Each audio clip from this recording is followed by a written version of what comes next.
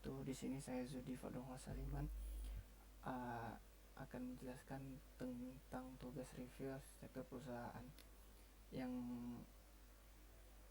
disusun oleh saya sendiri dan yang terhormat kepada Ibu Elvira Asril Mkom. Di sini saya akan menjelaskan 3 topik utama. Yang pertama itu framework penyelesaian integral, yang kedua itu fenomena penyelarasan, dan 3 proses arsitektur. Kita masuk ke framework penyelarasan GRAL. Apa itu framework penyelarasan GRAL? Yang dibutuhkan sebuah framework konseptual untuk mendeskripsikan secara seragam fenomena penyelarasan yang dijumpai di organisasi yang berbeda. Adapun 4 dimensi yang dimiliki framework. Yang pertama ada aspek sistem, yaitu properti yang dapat diamati secara eksternal. Yang kedua agregasi sistem, yaitu komposisi sistem yang kompleks dari sistem yang sederhana. Yang ketiga itu proses sistem, yaitu hidupan sistem dari awal penciptaan hingga penghapusan. Yang keempat itu level deskripsi atau perbaikan pada sistem. Kita menuju kepada aspek sistem yang pertama tadi. Titik awal dari from GRAL adalah sistem kumpulan elemen yang koheren, dianggap menghasilkan nilai tambah bagi lingkungan melalui koherensi yang dimiliki. Di sini ada sistemnya dari paling atas nih, yang paling atas. Terus di sistem itu ada namanya quality. Di quality tentu sistem itu nanti juga butuh service. Di sini quality ini untuk siapa? Yang pertama untuk user dan yang kedua untuk developer. Kita lanjut. Sebuah sistem ada untuk memberikan layanan tertentu kepada lingkungannya yang ditandai dengan 3 properti fungsional. Yang pertama yaitu aspek behavior, yang kedua aspek communication, yang ketiga aspek semantik, yang keempat aspek nilai yang dimiliki usability, efisiensi, dan sekuralitas layanan sistem untuk bertanggung jawab sistem. Yang keempat aspek nilai sistem bagi para maintainabilitas dan prioritas pengembangan atau developers. Yang kedua kita masuk ke agregasasi sistem. Dalam framework GRAL, aspek sistem dapat dioperasikan pada setiap level dan hierarki agregasinya. Yang ini composition sistemnya, terus dibagi, ada sistem, ada external entity, ada komponennya juga di bawah. Dalam penyelesaian arsitektur TI terdapat 3 jenis hierarki agresi yang saling berhubungan. Yang pertama fisikal, yang kedua sosial, dan ketiga simbolik. Untuk penyelarasan software dunia simbolik, pasti bahwa meaning yang ada pada simbol di software sesuai dengan manipulasi yang dilakukan oleh software, dan manipulasi memberikan nilai bagi orang. Untuk penyelesaian software dunia fisikal, alokasi pada perangkat proses yang memiliki lokasi di dunia fisikal.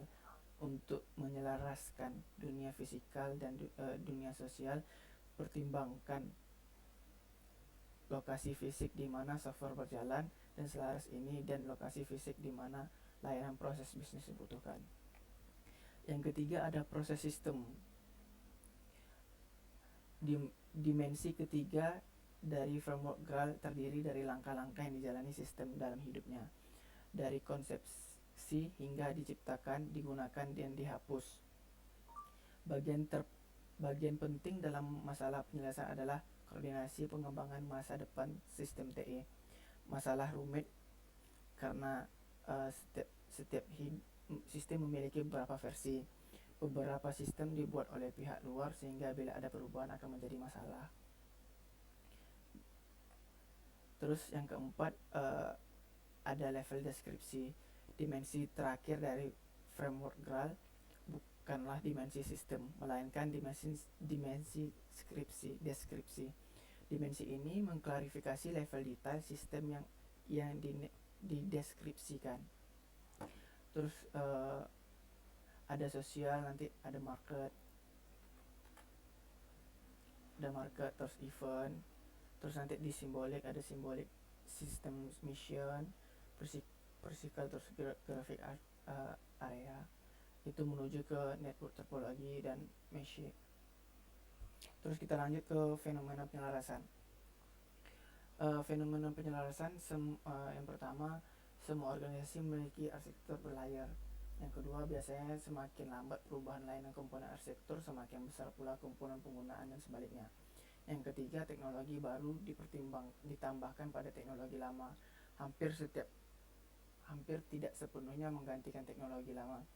Yang keempat, kemampuan sistem bisnis untuk dikelola tidak sebanding dengan jumlah proses bisnis yang didukung oleh sistem. Sistem bisnis cenderung untuk mendorong infrastruktur.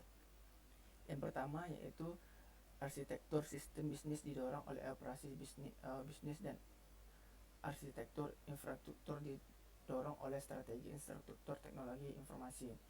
Yang kedua, perubahan dalam arsitektur infrastruktur harus dibarengi dengan perubahan dan struktur manajemen infrastruktur. Yang ketiga, penyelarasan sistem bisnis dicapai dengan menyelaraskan bagian perancangan sistem bisnis dan operasi bisnis pendukung. Yang kita masuk ke proses arsitekturnya, yaitu yang pertama ada metode perancang arsitektur organisasi dipelajari semua didasarkan pada rekayasa informasi. Produk yang dihasilkan terlihat sebagai berikut.